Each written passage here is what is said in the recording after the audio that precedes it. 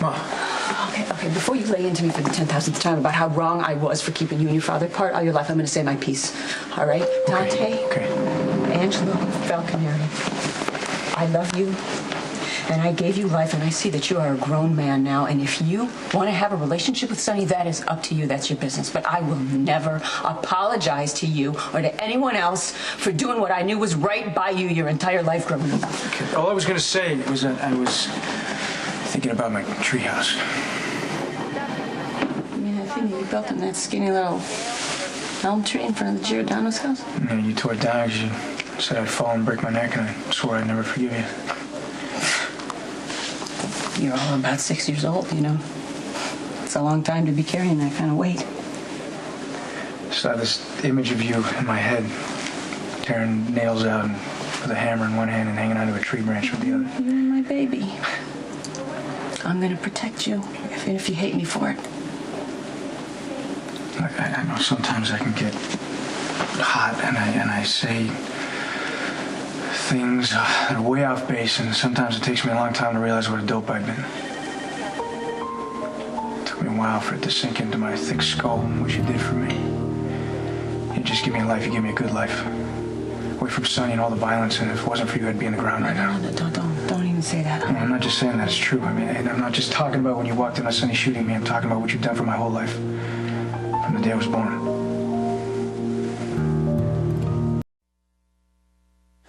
You know how you told me you hauled off and hit Sonny? I took a page out of your playbook. No, you didn't. He's up there trying to tell me that it's your fault that I despise him, that he's a victim, that he'd been deprived of his God-given right to love his son. I mean, but after I hit him, I saw the same guy who pulled the trigger on me. You know, when Lulu found out that I was undercover, she was trying to tell me all the good things about Sonny and how they outweighed the bad. Oh, I got to imagine she's not feeling that way right about now. Well, look, Michael got shot, spent a year in a coma. I mean, Lord knows what hell he witnessed the night Claudia was killed at the cabin. Then he's sent into hiding so he can't tell about what he knows. Christina, I mean, Alexis did her best. She tried to distance herself from Sonny, but now that kid has major father issues. She had a boyfriend who was beating her. She's in the hospital again because she can't ID the guy because she's worried Sonny's going to kill him. I thought they said that Christina was going to be okay. I mean, her body will heal, but she's going to have scars like Michael does. You know, grow up with Sonny as a father and get away clean. And when I was working undercover, I was lying to those kids every day, and I convinced myself that it was okay because I was putting Sonny in prison and they were going to be safer because of it. I convinced myself that my lies were to protect them from Sonny. And you did the same thing for me. You're welcome. I said some pretty lousy things to you. You just stood there and took it on the chin. You didn't deserve any of that. Forget about it. No, that's not going to happen. I love you, Mom. Thought I lost you, babe. Oh, no such luck. How about that treehouse? Be okay about that? Well, I'm still working on that one.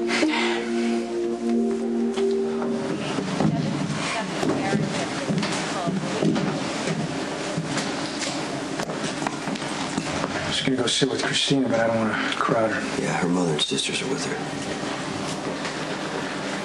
Kiefer's dead. Hit and run.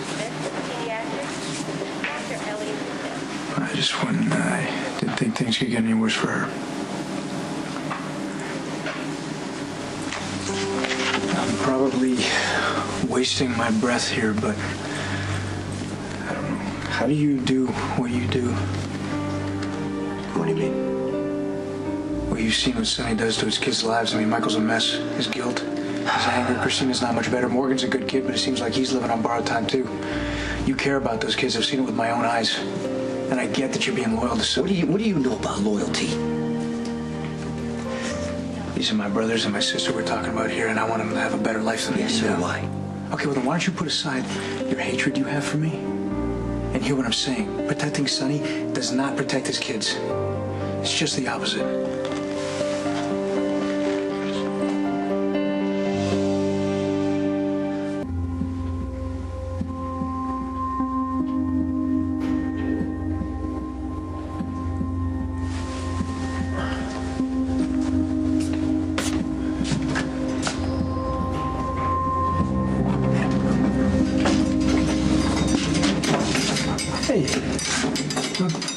blanked on a date. Oh, how could you forget about our all-expenses-paid trip to Hawaii? Haven't you backed yet? No, I'll dig up the snorkel gear and the fins. Well, it's too late. We already missed the flight. We're stuck here. Oh, in a paradise of our own making. You didn't answer your cell phone, so I was just gonna leave you a note. And I mean, if you want to be alone, I can. No, let me read the note. No, I'll just save it for another time that you're not around. Is that a tease or a challenge? Because, sorry, I'm probably going to be lousy company. I don't know why you feel the need to entertain me. We can just sit. We can talk about whatever's bothering you. Michael and Christina, and the hell of a life they've been dragged through. And I finally realized what an ass I've been and how lucky I am. My mother kept me safe from Sonny's world and all the pain that comes along with it. Instead of thanking her, I've been disrespectful and I'm calling her a liar to her face. I mean, you gotta promise me if I do anything that stupid or arrogant or self-righteous ever again, you'll call me on it, knock me upside the head, make sure it sinks in. Just don't get my mother's taste in men. And she's got no time for Sonny, which is good, because he's a gangster, but then she's with Johnny, who's a gangster. Well, when we first started, I thought you were a gangster. Yeah, but then you found out I was a cop. So I went from a bad boy to a good one without having to switch men. Oh, I'm glad I could make it easy on you. You know what? If this is a phase my mother's going through, it sure is a long one. Did your mom date when you were growing up? I mean, I guess she was just busy focusing on me, not that you can blame her. Well, I mean, there had to be guys. Your mom's smoking. That fire scared them all off. Not Johnny. Look, I just apologize for criticizing one of my mother's life choices. I'm not going to turn around and give her grief for another one. Oh, your mom's a grown woman. I just don't think she's who you're worried about. Michael and Christina, but what can I do? Well, if you can't find him, I mean, you can't help him. But even if I could find him, I'm the enemy because I'm taking his father down. And Christina just needs someone to talk to. You did that. You helped her admit what happened with Kiefer. That wasn't good enough. See, look, I told you I'd just bring you down. Anyway, mood changer right here, okay? If I can't take you to Maui, I will take Maui to you.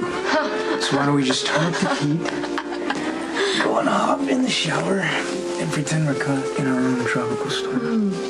Where did you get this music? It was a bachelor party of a detective friend a few years ago. Really? Were there hot hula strippers? Oh, yeah. There was one. Really? You'd have loved him. His name was Douglas. Yum. Commitment ceremony for him and his partner. They're still together. Why can't my mother find someone to settle down with and be happy? Well, maybe Olivia will be happy being single. Sure. Or maybe she missed out on Mr. Right because of me. She was 15. She could have had a whole different life. It took guts for her to have me. She could have taken the easy road and had an abortion.